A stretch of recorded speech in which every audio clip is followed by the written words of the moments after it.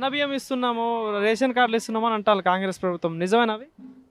నువ్వు ఇచ్చేది ఏంది? ఆల్రెడీ కేసీఆర్ ఉన్నప్పుడే ఇచ్చిండు కదా, ఇచ్చుకుంటూ వస్తున్నాడు. దాన్ని నేను ఇస్తున్నా అని చెప్పి మళ్ళీ నువ్వు చెప్పుకుంటున్నావు. అంతేనా? మొత్తం చేసిందంతా కేసీఆరే.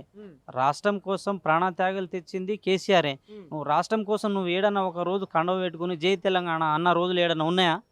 ఉన్నాయా తెలంగాణ రాష్ట్రంలో? కానీ 10 ఏళ్ళు నేనే ముఖ్యమంత్రి అంటాను మరి రేవంత్ రెడ్డి. ఏండ్లు ఎందుకు పోతావు?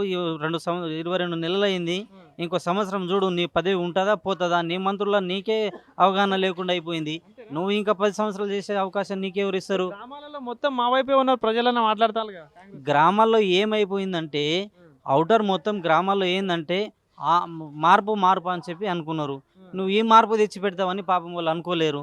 నువ్వు ఈ మార్పుని తీసుకుపోయి ఆడబెట్టినావు. ఇప్పుడు నిన్ను ఏ మార్పులో పెడతారో జనమే పెడతారు. నీకు తగిన బుద్ధి జనం చెప్తారు. ఓకే. మరి జూబ్లీస్ లో బీజేపీ సంగతి ఎట్లా ఉంటుంది? అంటే కాంగ్రెస్ బీఆర్ఎస్ గురించి చెప్పిన బానే ఉంది, మరి బీజేపీ సంగతి ఏంది? బీజేపీ సంగతి అంటే వాళ్ళకు డిపాజిట్ వచ్చేది కూడా కష్టం. అంతేనా? అంతే. ఇక్కడ బీజేపీ రావడం అంటే కష్టము. ఆ ఎంపీ వరకే ఏదో ఆలోచన చేస్తారు జనం, కానీ ఈ ఎమ్మెల్యే వరకు అనేది బీజేపీలో మాత్రం ఉండదు. ఎవరెవరి మధ్య ఉంటుంది ఇక అనుకుంటున్నారు? పోటీ అంటే గట్టి ఇదంటే సునీతమ్మ